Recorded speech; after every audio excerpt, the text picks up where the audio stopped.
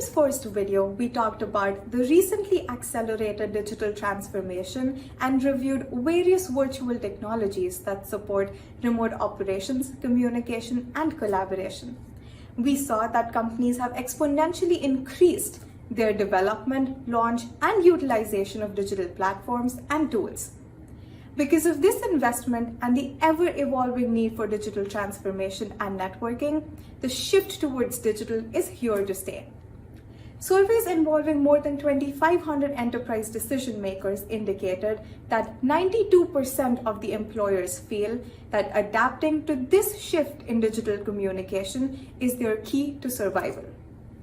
This video specifically focuses on the ways to facilitate the adoption of digital tools and adaptation of digital networking while focusing on the most challenging aspect, the human side.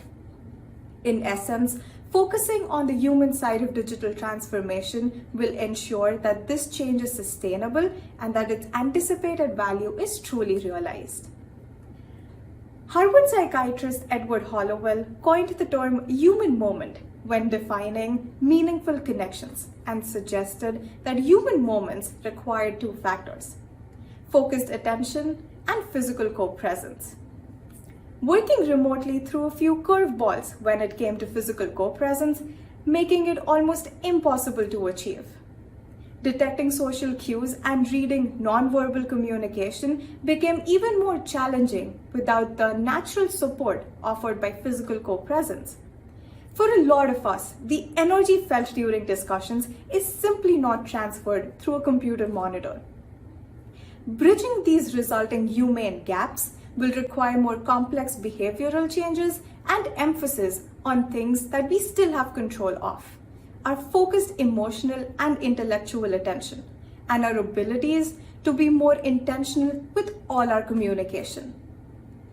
Moving forward, let's humanize our work, our teams, and the communities we serve by building psychological safety and promoting inclusion in all virtual meetings by utilizing these digital tools to our advantage. Let's put people first, because water is essential, and so are we. Let's start by reviewing the psychological safety considerations for planning inclusive virtual meetings. Building psychological safety in virtual meetings requires planning and deliberate strategy. Both virtual and in-person meetings work better if there is a clear structure. Therefore, the first step is to set an agenda prior to a meeting. The agenda should include a list of prepared discussion topics and potential questions to facilitate engagement.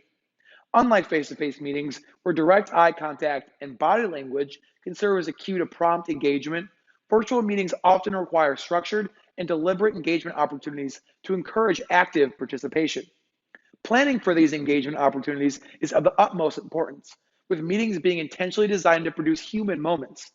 In advance of a virtual meeting, the selection and sequence of different virtual meeting tools discussed in our first video should be considered to facilitate connections. Setting participation expectations at the start of a meeting can create a sense of responsibility and obligation to follow the discussion. It is crucial to make sure participants know what they are expected to share so that they are mentally prepared to do so. Meeting facilitators must be explicit in requesting the full attention and participation at the start of a virtual meeting. This expectation may be uncomfortable to some, but psychologically, it can be easier to participate knowing that everyone must do so. If this approach is to be successful, it's important to ensure that participants are familiar with the discussion topic and comfortable enough to share their ideas. This is achieved by presenting the topic, background, and agenda prior to the meeting. Icebreakers can also be included at the start of meetings to put participants at ease and create a sense of a positive discussion environment. Utilizing a team building exercise such as a brain teaser, contest, or interactive quiz can help attendees show their personalities, break down barriers, and reduce anxiety. Consider tailoring the icebreaker to the purpose and formality of your meeting. For example, if the meeting objective is to acquaint a newly established group, you may choose a less formal icebreaker such as a group Mad Libs, pet show and tell, or perhaps even an air guitar competition. If your meeting is a formal status update, consider icebreakers such as talking about your first job, sharing an activity you did over the weekend, or an interactive quiz. The possibilities are endless, so just have fun and be creative. So for the next part of this video, I want to focus on the psychological safety considerations when running and managing a virtual meeting. As your virtual meetings progress, it is important to assign someone to the role of meeting moderator. This person's job is to make sure the discussion is flowing and that participants have a chance to share their input. Ideally, the meeting moderator should guide the meeting in a way that ensures equitable participation among all attendees. Oftentimes in virtual meetings, it can feel uncomfortable or even difficult to try to enter a flowing dialogue. The meeting moderator should track the discussion and note who is participating. Consider specifically asking those who haven't had a chance to speak if they have anything to add. To assist introverted participants, having an option to provide a written response can be valuable.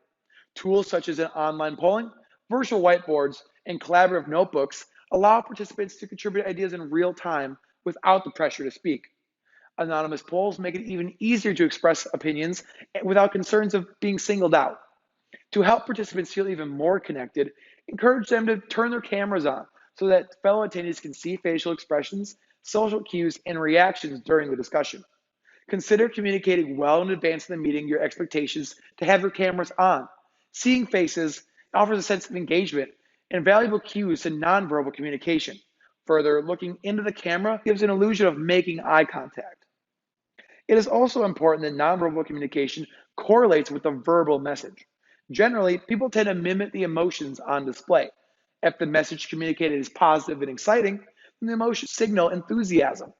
If a more serious note is needed, then a more reserved approach may be considered, while still paying attention to being positive and engaging. Consider facial expressions, varying intonation, and body language.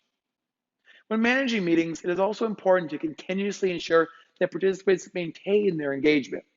We all know what it's like to be sitting in a meeting that's not holding our attention, our minds drifting off to the piles of work we have waiting for us. This has been a challenge when attending in-person meetings and has been especially difficult with the recent focus on virtual meetings. Checkpoints can be incorporated in a virtual meeting to ensure participants are following discussions. Q&A sessions also allow for opportunities for participants to ask questions without the feel they're cutting others off or speaking out of turn. Pop quizzes can also be incorporated as a fun way to keep participants involved. For larger group meetings, creating smaller breakout rooms may allow for natural conversations to take place without muting and unmuting. Breakout rooms generally provide a more comfortable environment and a psychologically safe space for participants that may be intimidated by larger groups. Regardless of the strategy used, it is important to read your audience's nonverbal communication and be flexible. Alternate between the methods selected based on how effective the strategies are and how comfortable the participants may seem. Keeping in mind that there are many virtual tools beyond audio that can be used in online platforms, including whiteboard, chat, polling, and feedback tools. Understanding the participant's mood will help select the most effective tools, set the discussion pace, and overall better manage the meeting. So all in all, the strategies that foster effective connections in virtual meetings can vary significantly from team to team. What is important is to learn what works for your team and adapt what works and keep trying when needed. The learning process can be iterative with improvements on each try. By maintaining routines and sticking with the process, you can work with your team to collectively learn how to create and sustain virtual human moments. So let's all come together and normalize the new normal. To say that the last year and a half has been challenging would be an understatement. It has been a time of tremendous change and efforts to keep our workplaces and teams running and communicating effectively in a remote environment. With social distancing measures brought about in 2020 during the COVID-19 pandemic, we, Team 7 of WEF's 2021 cohort of the Water Leadership Institute, define change leadership in the context of communication. At its core, it's the ability to introduce and embrace advancements in networking tools for communication resiliency despite these external disruptions.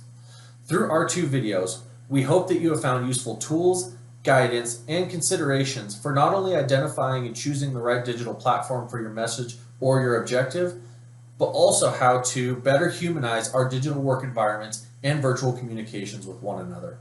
From all of us here at Team 7, thank you so much for watching.